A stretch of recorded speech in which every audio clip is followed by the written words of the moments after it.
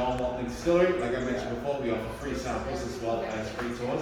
Samples will be to you guys in just a second. My name is Devante, and I'll be showing you all around for the next few minutes or so. Are you ready to get started with the tour? Yes, let's go. Alright, so is this anybody's first time here inside the country? Yes, no, maybe so. Alright, so this is going to be kind of like an introduction as far as the Bahamian history and culture is concerned. And what better place to get started than at the start itself? I'd like to introduce you all to the first real Bahamians. The first set of people that actually inhabited these islands came to us all the way from, before I get any deeper, here are the samples that I mentioned earlier. P.D. Colada with John Walton's Amber Rum. All right. Any young go ahead. You just bring some more back. They give free samples, that's good. Alright, so, like I was saying, so the first set of people that actually inhabited these islands came to us all the way from Central America as early as around 5 or 600 AD. So these people right here were known to us as the Lucayans, the Arawaks, or some people even call them the Lucacari. They were a very peace-loving set of people. So what that really means is that as you folks are moving around, you find yourselves inside these nice little souvenir shops. They got the hats and the t-shirts that say, Bahamas established 1492. Don't buy those. They have the wrong dates on them. Like I said, these people were here as early as around 500 AD. What those hats and t-shirts are really talking about is this guy making his first landing.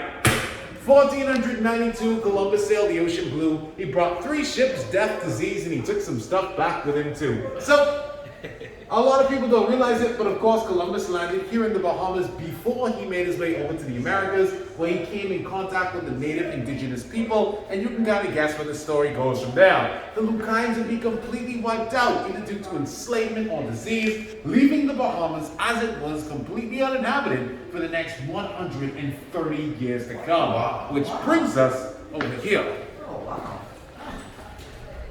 Alright, so 1647, this is actually, we see our next set of settlers, a group of English Puritans coming to us from the small island of Bermuda, landing on one of our family islands known as Eleuthera, who would of course go on to be known to us as the Eleutherian Adventurers.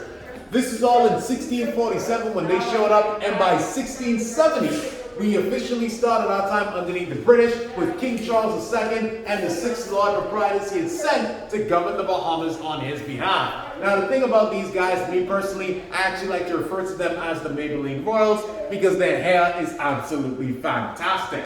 Now they had one job in particular, which was just to babysit the islands, make sure nothing bad happened, you know. Unfortunately, they couldn't even do that right, and as a result of them not being able to do their jobs, it left the door wide open for pirates to just come in and do whatever they wanted, like claim an entire island and name it after yourself, which is what John Waltling's actually did. So John Waltling's is the name of a 17th century pirate that lived on the island of San Salvador. He stayed there for about 11 years before he eventually decided to leave, and when he did leave, he buddied up with another pirate. They raided the coast of Panama for a while before John Watling himself would actually die due to a nasty gunshot wound to the liver, which is pretty much why we named the place after him. Because if you drink too much rum, it shoots to your liver and you know what happens next.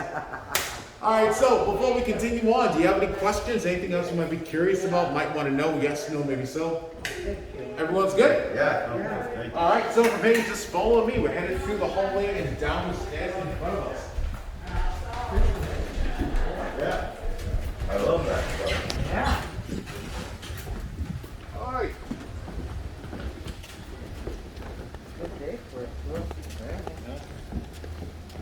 There is a chance we might have to run from the distillery back up this way later. So just mentally prepare for that. As we're moving through, I invite you guys to kind of catch a quick glance at the well, and I'll tell you guys about it when we make our way on the inside. Wow, check it out. Cool, man. That's deep, eh? Yeah.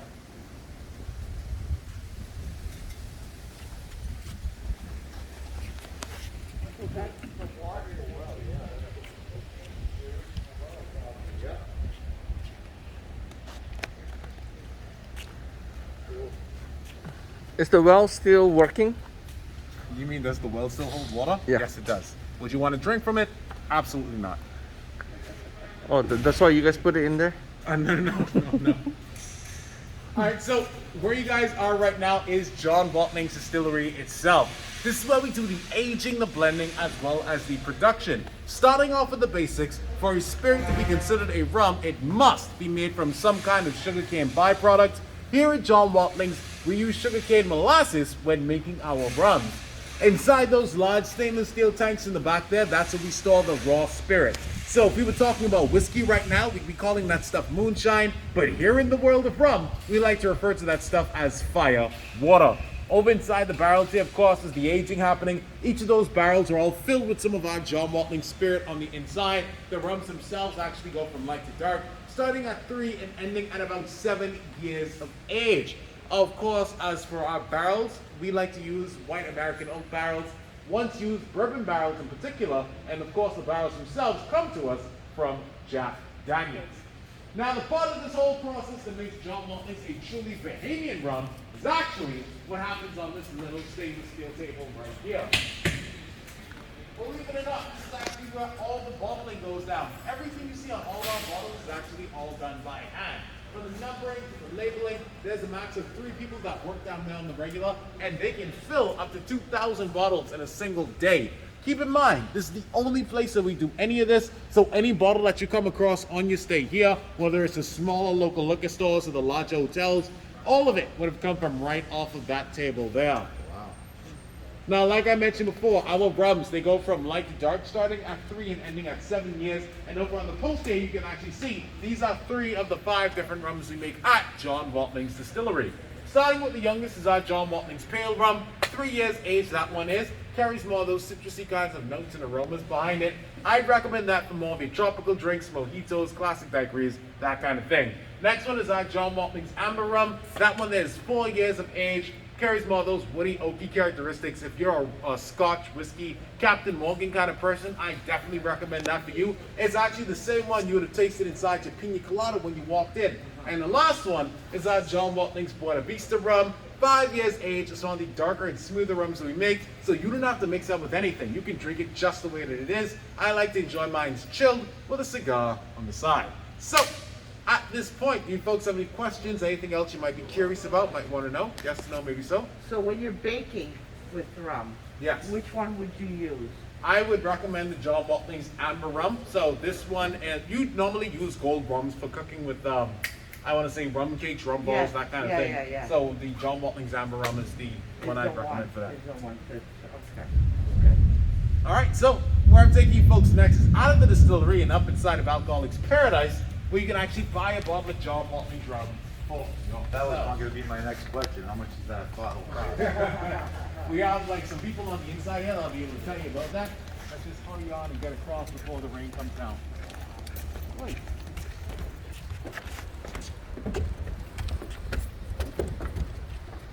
Alright, so it's been nice, but this is where the tour ends and this is where I'll be leaving you.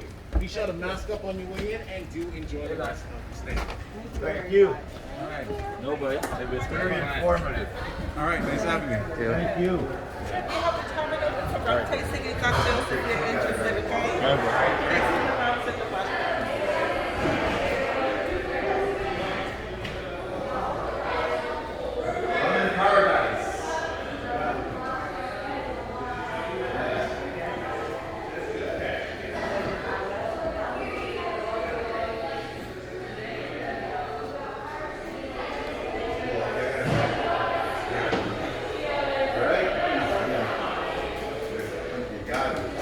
And how sometimes do they make? Oh, okay. That's good. Well, this is the best.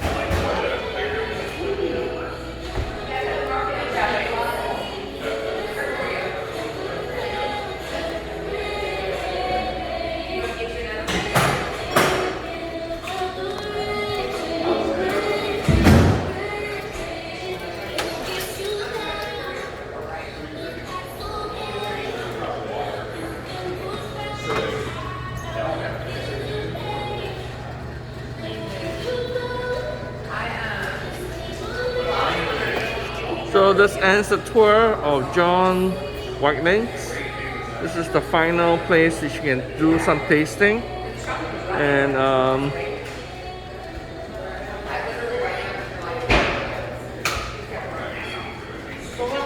So how much is it for tasting? Tasting is 15. 15? And then how many do you taste? 4. 4 different types and all this and down here? That's right. So you guys have to come over here to do some tasting, and you'll be tasting. What will the people be tasting? So you're going to taste all the different type of rums.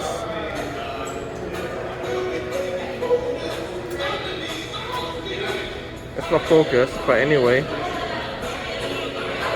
So the pale rum, the amber rum, Vista Rum, and that's what you'll be tasting down here for $15.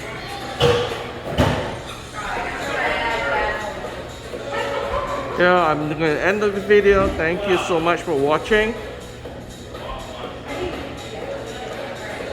See you in the next one.